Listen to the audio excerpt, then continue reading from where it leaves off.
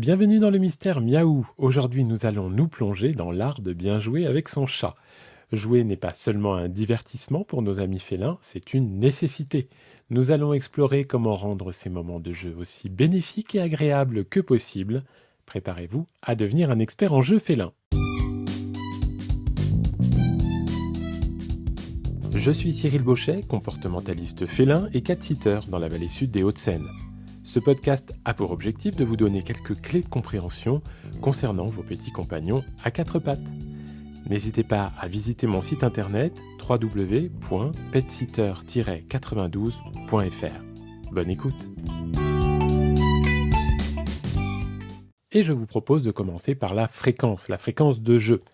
Alors, idéalement, jouez avec votre chat 2 fois par jour, chaque séance durant 10 à 15 minutes environ.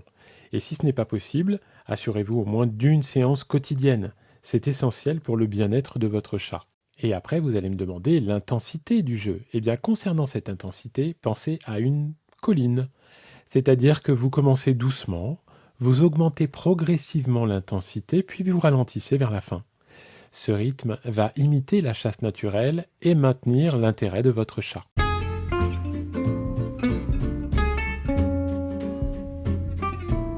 Le type de jouet va dépendre aussi de votre chat. Certains préfèrent les jouets volants, d'autres ceux qui rampent ou encore courent. Observez les préférences de votre chat pour choisir les jouets appropriés. N'hésitez pas à varier les jeux au cours d'une même séance. Vous pouvez par exemple débuter avec un jouet à plumes, passer à un jouet sans plumes et terminer avec un jouet tout doux. L'idée est de simuler une proie qui perd ses plumes avant d'être consommée. On ne le dira jamais assez, mais soyez généreux avec les récompenses. Utilisez des petits morceaux de friandises minuscules. Et si votre chat est au régime, déduisez-les de sa ration quotidienne. Mais c'est très important de le récompenser régulièrement.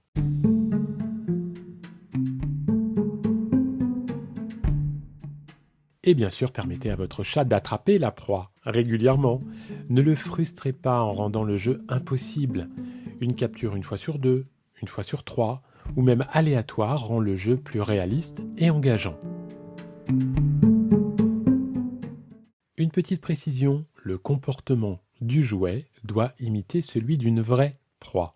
Il ne doit pas voler directement sous le nez de votre chat, mais plutôt se poser ici, sur la porte, ou là, sur l'armoire, créant une chasse réaliste. Et pour finir, donc après la séquence de jeu, rangez ces jouets-là pour maintenir l'intérêt, mais laissez cependant d'autres petits jouets à disposition.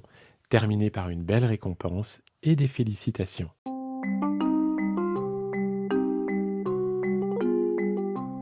Vous l'avez compris, jouer avec votre chat a donc de nombreux bénéfices. Cela le stimule physiquement et mentalement, renforce votre lien et prévient les problèmes de comportement liés à l'ennui.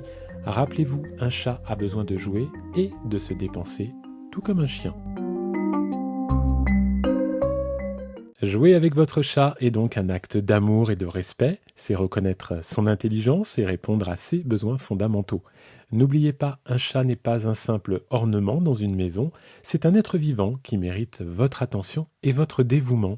Merci d'avoir écouté le Mystère Miaou, j'espère que ces conseils enrichiront vos séances de jeu avec votre chat. Prenez soin de vous et de vos compagnons à fourrure, et à la prochaine pour plus de découvertes sur le monde des chats.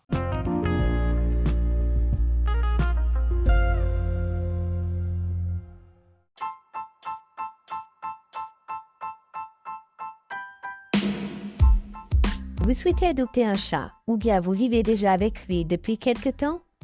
Cyril vous donne quelques conseils utiles pour rendre votre habitat idéal pour votre chat, dans son nouveau livre, intitulé « L'habitat idéal pour mon chat ». Vous le trouverez dès maintenant à l'achat sur Amazon.